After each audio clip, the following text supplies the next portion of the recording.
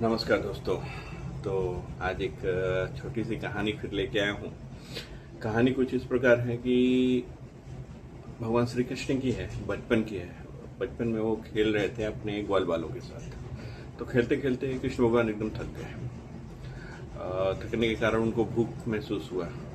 तभी उनकी नज़र पड़ी कि एक फल वाली जा रही है जो फल बेच रही थी वो। तो फल ले लो फल ले लो। तो कृष्ण भगवान क्योंकि छोटे थे तो उन्होंने ऐसा बोला कि भाई मुझे भी फल चाहिए।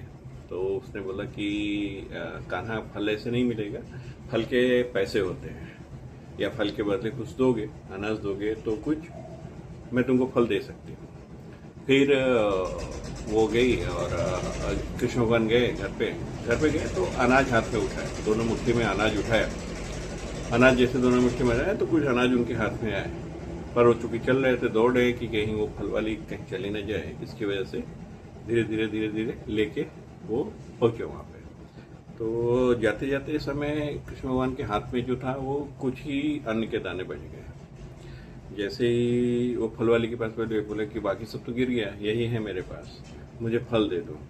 तो फल वाले ने उनकी तरफ देख के मुस्कुराई और बोले कि हाँ बिल्कुल। वो इतना विभूत हो गई थी उनको देख के कि बोले कि हाँ कहना बिल्कुल, इससे भी मैं फल दे दूंगी।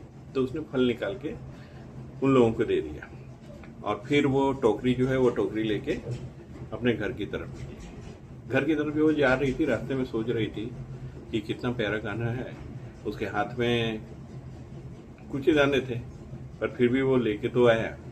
तो मैंने फल दिया, अच्छा है, फिर कल वापस जाऊंगी, ऐसा सोचते हुए मन में विचारते हुए वो जा रही थी। जैसे ही वो घर पे पहुंची, घर पे पहुंचते ही उसने ऐसा देखा कि ये तो फल, टोकरी नीचे रखते हुए देखा कि फल की जगह उसके टोकरी में हीरे मोती जवाहरात सारी चीजें दिखाई देने लगी। उसने बोला कि फिर सोची वो कुछ में कि ऐसा कैसे हो गया।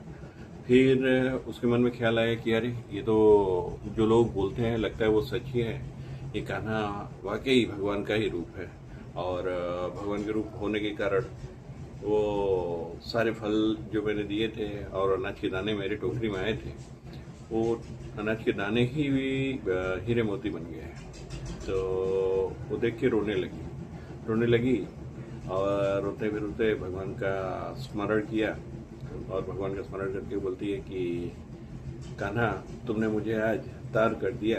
ये देखे, कहने का मतलब ये है दोस्तों कि भगवान को पैसे धन वैभव नहीं पसंद है। उनको, उनके लिए सच्ची भक्ति ही उनके मायने रखती है। आप अगर सच्ची भक्ति करते हैं तो भगवान जरूर आपके साथ आते हैं आपकी मदद के लिए। धन्यवाद। बस छोटी सी ये कहानी थी आज की।